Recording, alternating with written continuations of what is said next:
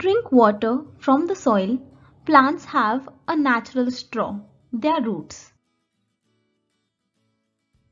which have tiny root hair to take in water. Let's see a magnified version of the root hair. The outermost cell of the root is called the epidermis. Root cell contains a cell wall, a cell membrane, a vacuole, a nucleus, and the straw-type root hair. Each cell is connected to the other cell via a gate. This gate is known as the plasmodesmata. In the vacuolar pathway, the water molecules travel from one cell to the other. It moves from the epidermis to the cortex, towards the endodermis, then the pericycle and the xylem, and finally reaches the stem and leaves of the plant. Although it may seem to be a straight route, the water molecules face high resistance during this transport.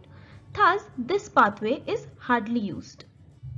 Another way of transport is through the symplast pathway, wherein the water molecules moves by osmosis using the plasmodesmata door and the cytoplasm of the cell for movement from one cell to the other, and it finally reaches the xylem and travels to the stem and leaves.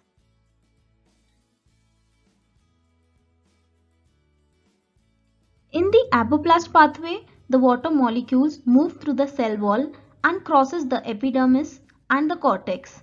However, it cannot cross the endodermis due to the Casparian strip, which is impermeable to water. This is due to the presence of a waxy water impermeable molecule, which is suberin. This helps in the development of root pressure.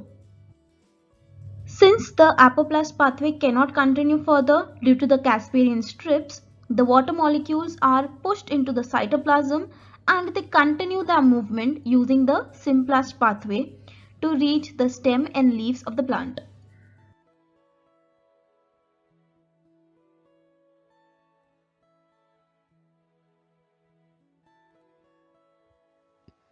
If this video was helpful, then please like this video, share it with your friends, subscribe to my channel, and don't forget to leave us your valuable comments. Thank you.